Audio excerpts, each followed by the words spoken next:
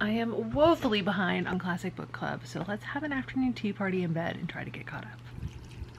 I do this a lot with television content, and I feel like it's what makes me a better critic. As a consumer of art, as a lover of art, it's our job to know how to experience it and to notice how we experience it so that we can separate ourselves from the work. With a novel like this and with a language, it's really easy to feel like you need to define every word, that you always need to know every detail of what's going on. And that doesn't always make for the best analysis. So instead of feeling like I needed to be tethered to my phone and kind of defining everything, I realized that for the most part, anything that I wasn't sure of, there was context for, and that if I really wanted to look it up, I can make a note to do so later. But for now, my job, at least with a first read, is to just experience the work. How does it make me feel? What does it bring up for me? Where do I feel uncomfortable? Where am I questioning what might have been going on behind the scenes, or how it's being influenced by the person that's telling the story? Those subtleties really end up sticking in my brain in a way where it feels like I get to do a puzzle at the end of the day. But my first job is to just let myself be a viewer of this world. Because why am I suddenly wondering if E.L. James read Jane Eyre before she wrote 50 Shades of Grey as soon as there's mention of a red room?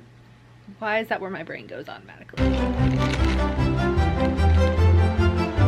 One nap later, I definitely feel like it's worth watching an adaptation before you read this book, just to help you wrap your head around it. If you're used to reading novels and you feel like it's really easy to follow along, this book requires a lot of my brain. I did switch to my Kindle so I could actually highlight and define as I went along, because I just wanted to kind of check in on the details of stuff, but I can tell that I have to be slower with this. I have to treat this differently. I can't just treat it as something traditional. I can't treat this as it's the usual easy breezy ride along. Classic Book Club will continue. We're taking our time with this just to give everybody a chance to actually get into it.